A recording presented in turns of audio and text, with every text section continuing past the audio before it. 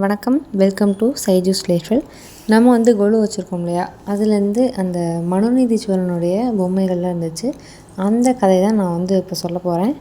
சோழ நாட்டில் மனுநீதி அப்படின்னு ஒரு மன்னன் இருந்தாங்க. அவங்களுக்கு ஒரு இளவரசன் இருந்தாங்க. அந்த இளவரசன் ஒரு நாள் தன்னுடைய தேரில் நாட்டை சுற்றி பார்க்கறதுக்காண்டி செல்கிறாங்க. அப்படி போகும்போது அந்த பாதையில் ஒரு பசுமாடும் கன்றும் இருந்திருக்கு. அந்த இளவரசன் அந்த பசுமாடையும் கன்றையும் பார்க்காம தன்னுடைய தேரை வேகமாக செலுத்தியிருக்காங்க.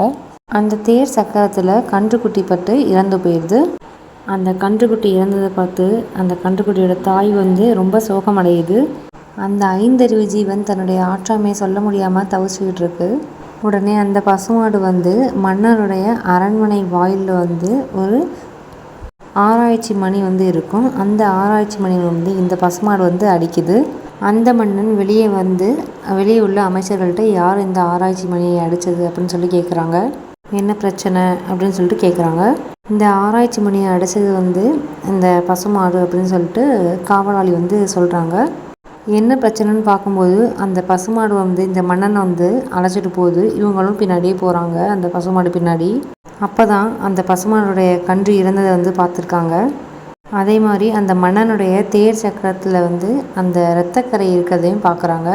இந்த கன்றுக்குட்டியை கொன்றது யார் அப்படின்னு விசாரிக்கும் போது தன்னுடைய மகன் தான் அந்த கன்றுக்குட்டியை கொன்னாங்க அப்படின்னு சொல்லிட்டு தெரிய வருது. அந்த கன்று இந்த துன்பம் தாங்காமல் அந்த தாய் பசு வருந்துச்சு. அதே மாதிரி தன்னுடைய மகன் அப்படின்னு பார்க்காம கன்றோட துயரத்தை போக்குன மனுநீதி சோழன் தன்னுடைய புதல்வனை மண்ணில் கிடத்தி அந்த தேரை அந்த இளவரசன் மீது ஏற்றுறாங்க.